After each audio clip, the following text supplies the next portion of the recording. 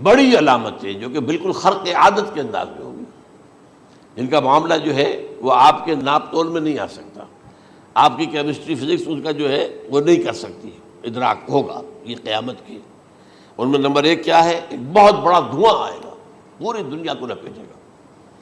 Number دو، دجال کا ظہور ہوگا، جو اپنی خدائی کا دعویٰ لے کر آئے گا اور بنوائے گا۔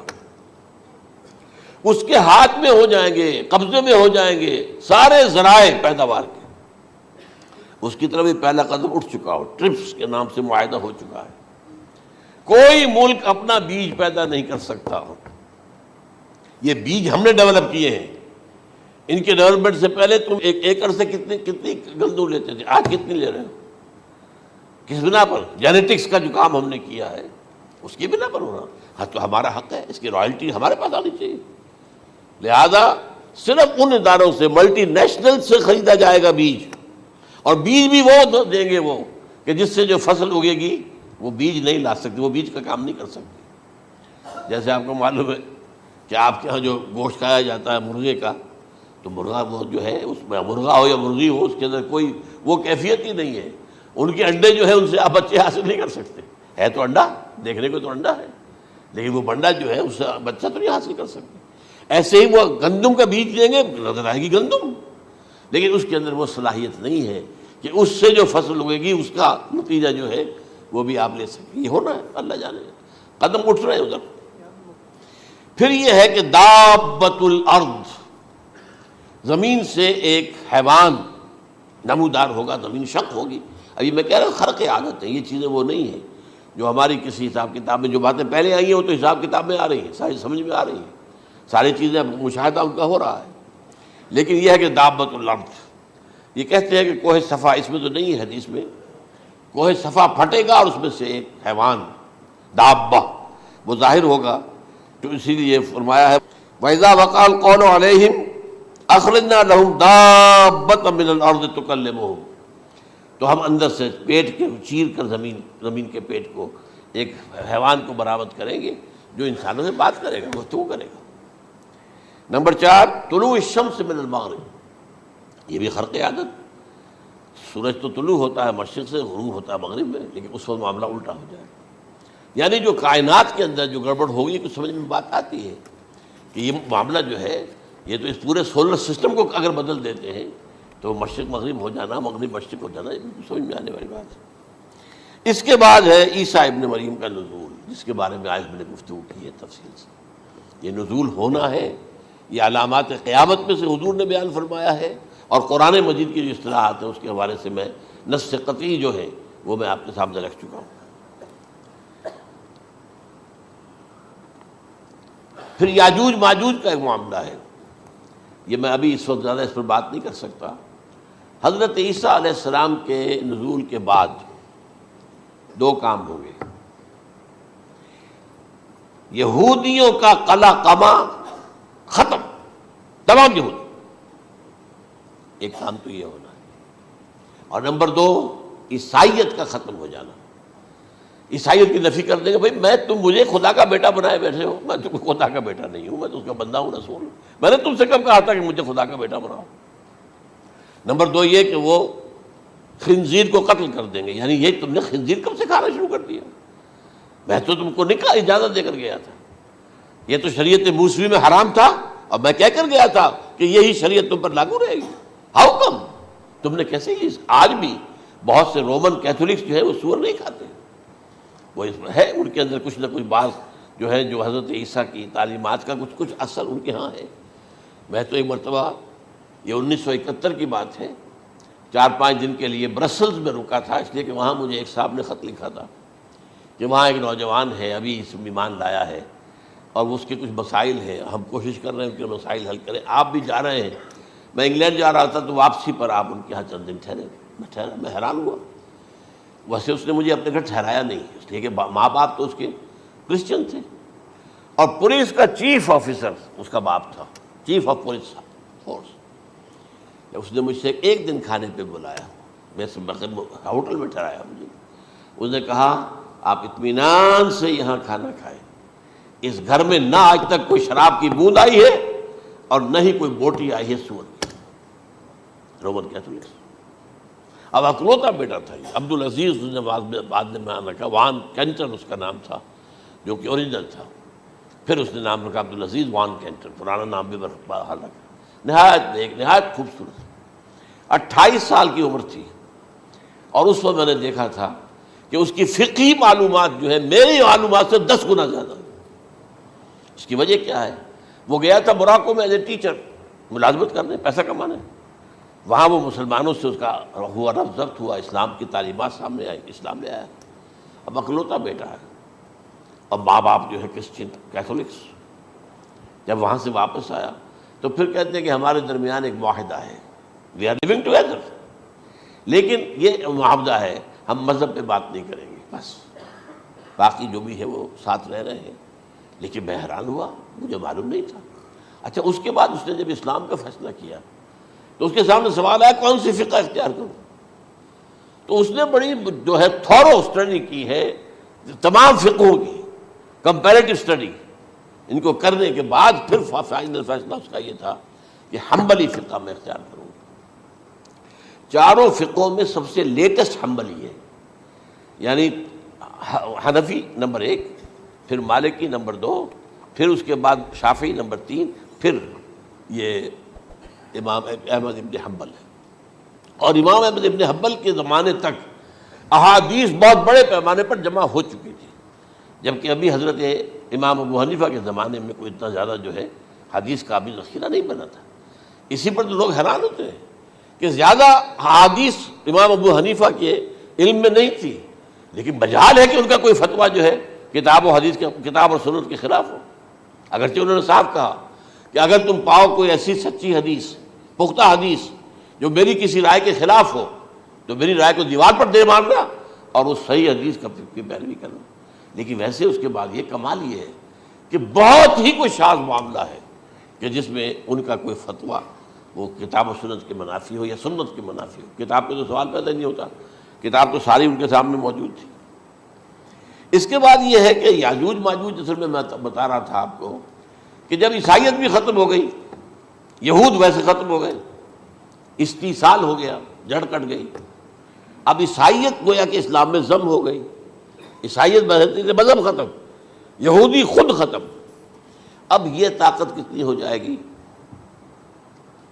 تقریباً 2/3 دنیا آ گئی، تمام اب عیسائی 2 ارب کے قریب ہیں، 1 ارب 90 کروڑ ہوں گے، یا مسلمان بھی 1 کروڑ 50-60 لاکھ ہیں، دونوں کو جوڑ لیجیے کتنے ہو گئے؟ 6 ارب کل آبادی ہے۔ لیکن اس کے بعد آتا ہے یاجوج ماجوج کا خروج۔ یہ یاجوج ماجوج میرے نزدیک چائنا اور رشیا ہے، ان کی مجموعی طاقت اتنی ہوگی، اور یہ اس طرح آئیں گے ہر اونچائی پر سے اترتے ہوئے، پھسلتے ہوئے۔ جیسے 1962 میں جب وار ہوئی تھی بٹوین چائنا اینڈ انڈیا 1962 میں، تو وہ اس وقت کا نقشہ مجھے آج بھی اخبارات میں پڑھتا تھا تو یاد، waves after waves of Chinese soldiers were coming down the slopes of Himalayas۔ یہ تو وہ ہے نا جن کی تعداد کا کوئی حساب نہیں ہے، اور رشیا اور یہ مل کر جو ہے، میرا اندازہ یہ ہے کہ جب پہلے ملحمۃ العظمیٰ ہوگی وہ عیسائیوں اور مسلمانوں کے درمیان، اس وقت یہ دونوں پاورز نیوٹرل رہے گی، لیکن غالباً یہ بات طے کر لیں گی کہ ویپنز آف ورلڈ جو ہے ماس ڈسٹرکشن، یہ استعمال مت کرنا۔ اگر یہ ویپنز آف ماس ڈسٹرکشن استعمال کرو گے تو ہم میدان میں آ جائیں گے۔ اس میں وہ جنگ جب ہو چکے گی، پھر حضرت عیسیٰ کو فتح حاصل ہو جائے گی، اور پھر یہ کہ یہودیت ختم ہو جائے گی، عیسائیت بطور مذہب ختم ہو کر اسلام میں ضم ہو جائے گا، پھر وہ 40 برس کا عہد حکومت ہے حضرت عیسیٰ علیہ السلام۔ لیکن جب یہ فتح ہو جائے گی ان پر، اب یاجوج ماجوج آئیں گے، اور اتنی تعداد میں آئیں گے کہ بحیرہ طبریہ جو ہے اس کا سارا پانی پی جائیں گے۔ یہ تو اگر آپ کو کبھی اندازہ ہو، یا کوئی آپ جانیں ان لوگوں کو جو ان چینیوں سے واقف ہیں، وہ کہتے ہیں زمین پر ہلتی ہوئی کوئی چیزوں سے وہ چھوڑی چھوڑ کے کھا جائیں گے۔ جہاں وہ جاتے ہیں ایز اے لیبرر، وہاں کے جو سارے کتے ہیں ختم، ساری بلیاں ختم، ہر شے، وہ جو سانپ کھاتے ہیں، ہر چیز کھاتے ہیں، اور یہ تمام ایسٹرن کنٹریز کے اندر ہوتا ہے۔ بڑی ڈیلیشس ڈشز ہیں یہ، سانپ وغیرہ وغیرہ۔ اور یہ جس طرح کھا جائے، پانی پیا ایک قطرہ نہیں رہے گا اس پر، تو پھر جو ہے اللہ تعالیٰ اس وقت جو ہے اس میں ایک ایسی بیماری پیدا کرے گا، یہ سب مر جائے، یہ معجزے سے ہوگا۔ یعنی ان کے اوپر فتح جو ہے وہ عام لڑائی کے ذریعے سے نہیں ہوگی، بلکہ اس کے اوپر فتح جو ہوگی وہ اللہ تعالیٰ سے بوجھ، ایک بیماری پیدا ہوگی، سب مر جائے گا۔ اور اس کے بعد اللہ تعالیٰ ایسے پرندے بھیجے گا بڑی لمبی لمبی گردنوں والے، وہ ان سب کو کھا جائیں گے، جیسے ہمارے ہاں گدھ ہوتے ہیں، وہ ان کو صاف کر دیں گے۔ ورنہ تو یہ ہے کہ پوری دنیا کے اندر جو بدبو اور جو پیدا ہوتا معاملہ اس سے، تو اس نوع انسانی کی بقا ممکن نہیں تھی۔ ان کے خاتمے کے بعد پھر یہ ہوگا کہ حکومت اسلامی جو ہے پوری دنیا میں حضرت مسیح علیہ السلام کی ہوگی۔ 45 برس وہ رہیں گے، اسی میں وہ کہلن بھی آ جائے گا، وہ فی المہد و کہلن جو میں نے شروع میں بیان کیا تھا، اسی میں پھر یہ ہے کہ وہ شادی بھی کریں گے، ان کی اولاد بھی ہوگی، اور پھر ان کا انتقال ہوگا تو حضرت حضور صلی اللہ علیہ وسلم کے حجرے میں، وہیں پر جہاں حضور اور ابو بکر اور عمر رضی اللہ تعالیٰ عنہم دفن ہیں، وہیں پہ ان کو دفن کیا جائے گا۔ اور قیامت کے دن حضور فرماتے ہیں کہ میں اور یہ تینوں ساتھ نکلیں گے۔ تو یہ ہے حالات و واقعات۔ بہرحال اس میں یہ ہے کہ یہ نوٹ کر لیجئے کہ جہاں تک ہمارے ہاں آج کل کا معاملہ ہے، میرے نزدیک میں یہ کہنے پر مجبور ہوں، جو رفع و نزول مسیح کو نہیں مانتا وہ کم سے کم منکر حدیث ضرور ہے۔ میں اس سے کم کا فتویٰ نہیں دے سکتا۔ اب یہ ہے کہ جو لوگ مہدی کو نہیں مانتے ان کا معاملہ میں مختلف سمجھتا ہوں، چند منٹ لے رہا ہوں آپ کے، اور اس لیے کہ ان کی حدیثیں صحیحین میں نہیں ہیں، بخاری مسلم میں نہیں، اور یہ کہ بہرحال ان کا معاملہ جو ہے وہ ایسا نہیں ہے حضرت عیسیٰ کا۔ حضرت عیسیٰ کے آنے کا جو کچھ ہوگا وہ تو میں نے آپ کے سامنے بیان کر دیا، لیکن یہ ہے کہ حضرت مہدی ہمارے نزدیک اس میں خرق عادت کوئی ہے ہی نہیں۔ جیسے ہر صدی کے مجدد ہوتے ہیں، آخری صدی کے مجدد وہ ہوں گے، اور میرے نزدیک یہی آخری صدی ہے، اور اسی میں حضرت مہدی کا ظہور ہو جانا۔ سعودی عرب میں کوئی خانہ جنگی ہوگی کسی بادشاہ کے انتقال پر، اور پھر اس وقت یہ ظاہر ہوں گے، اس وقت ملک کے حالات کو سنبھالنے کے لیے لوگ ان کو زبردستی نکالیں گے، چھپے ہوئے ہوں گے ایک گھر میں۔ یہ حضرت ام سلمہ رضی اللہ تعالی عنہ کی روایت ہے کہ ایک بادشاہ کے انتقال پر یہ خانہ جنگی ہو جائے گی، اور ایک شخص مدینے سے بھاگ کر مکے میں چھپ جائے گا۔ یہ تو ہے ان کے الفاظ، میں توجیہ کر رہا ہوں، یہ لوگ ان کی طرف دیکھ رہے ہوں گے کہ یہ جو وقت آیا ہے فتنے کا ہماری قوم پر، ہمارے ملک پر، تو ان کی شخصیت ایسی ہے کہ یہ بیچ میں آئیں، صلح صفائی کرائیں، اور وہ جو ہے اس ذمہ داری سے بچ کر بھاگیں گے اور جا کر مکے میں چھپ جائیں گے۔ پھر لوگ انہیں تلاش کر کے نکالیں گے اور زبردستی ان کے ہاتھ پر بیعت کریں گے، ورنہ وہ اتنے بڑے منصب کو۔ اور پھر یہ بھی ہے، ایک حدیث میں آتا ہے یصلحو فی لیلۃ واحدہ، ایک رات میں ان کی مکمل اصلاح کر دیں گے۔ یعنی اگر کوئی تھوڑا بہت نقص اور عیب کوئی ہوا بھی، کوئی کمی کوتاہی ہوئی بھی، تو اللہ تعالیٰ ایک رات میں اصلاح کروا دیں گے۔ لیکن ہمارے نزدیک اس قدر کوئی خرق عادت ہے ہی نہیں۔ البتہ جو کہتے ہیں اہل تشیع، وہ خرق عادت ہے کہ ان کے 12ویں امام جو ہے وہ بچپن ہی کے اندر اس خوف سے کہ جو بنو عباس بادشاہ ہیں وہ ان کو قتل کر دیں گے، تو وہ ایک غار میں چھپا دیے گئے۔ اب وہ 1200 برس سے اس غار کے اندر چھپے ہوئے، اور اس کے بعد وہ ظاہر ہوگی، وہ امام مہدی ہوں گے۔ اس میں خرق عادت ہے، لیکن میں یہ کہتا ہوں کہ محض خرق عادت کی بنیاد پر ہم اس کی نفی نہیں کریں گے۔ کیوں؟ کیا ہم یہ نہیں مانتے کہ اصحاب کہف 300 برس تک سوئے رہے؟ یہ کیا عام بات ہے؟ حضرت عزیر علیہ السلام، اللہ نے انہیں موت دی، موت، اور 100 برس کے بعد زندہ کر کے اٹھا لیا۔ تو خرق عادت حضرت عیسیٰ کو ہم اتنا بڑا خرق عادت مانتے ہیں کہ اٹھا کر آسمان پر، تیسرے آسمان کے اوپر ہیں، موجود ہیں، اب بھی ہیں۔ شب معراج میں تیسرے آسمان پر حضور کی ملاقات ان سے ہوئی۔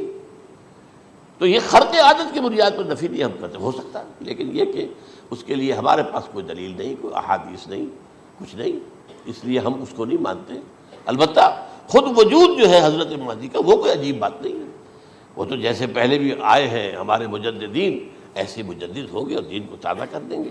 ایک صحیح اسلامی ریاست جو ہے وہ عرب میں قائم ہو جائے گی دوبارہ۔ حضور نے فرمایا وہ عدل اور انصاف سے عرب کو اسی طرح بھر دے گا جیسے کہ وہ اس سے پہلے ظلم اور جور اور زیادتیوں کے سے بھری ہوئی ہوگی۔ تو یہ کام ہوگا، یہ تو مجدد کا کام ہوتا ہی ہے اس حوالے سے۔ لیکن بہرحال میں نے پھر بھی کہا کہ اگر احادیث کی کمزوری کی وجہ سے کہ صحیح عین میں نہیں ہے، اگر کوئی شخص انکار کرے تو مجھے کوئی اعتراض نہیں ہے، ٹھیک ہے، لیکن جو حضرت عیسیٰ کے نفع سماوی اور حضرت عیسیٰ کے نزول کا انکار کرتا ہے وہ کم سے کم، میں انہیں اور آگے کوئی فتویٰ نہیں دیتا کہ وہ کافر ہو گئے یا یہ ہو گیا یا وہ ہو گیا، لیکن منکر حدیث کے لائن میں تو وہ لازم